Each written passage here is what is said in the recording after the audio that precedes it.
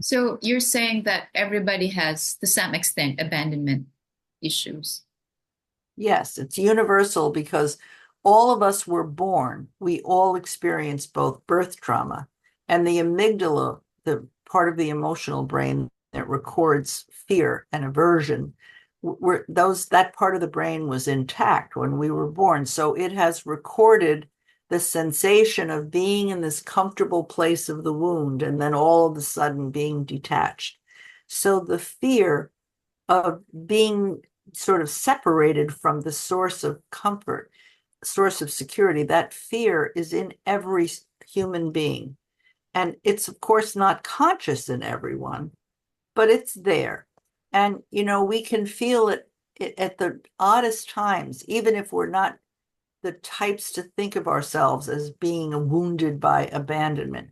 But when we're at our happiest moments, we just give birth to a child and in the middle of the joy, we have a fear, what if something goes wrong?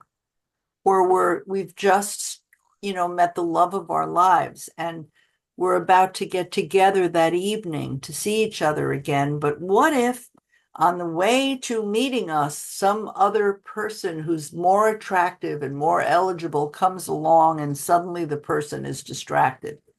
I mean, most of us do. The greatest capacity for joy and happiness can be marred by a little feeling of fear that something could go wrong. And that tells us that there really is at the heart of all of us abandonment fear and shame, the shame of what if I screw it up? I'm somehow unworthy. I'm not enough.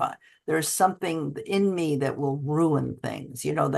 That's a universal feeling. We all have that left over from when we were in, even before we were toddlers. We were feeling without words. We had sensations of not being enough. We cried, but nobody came to the crib.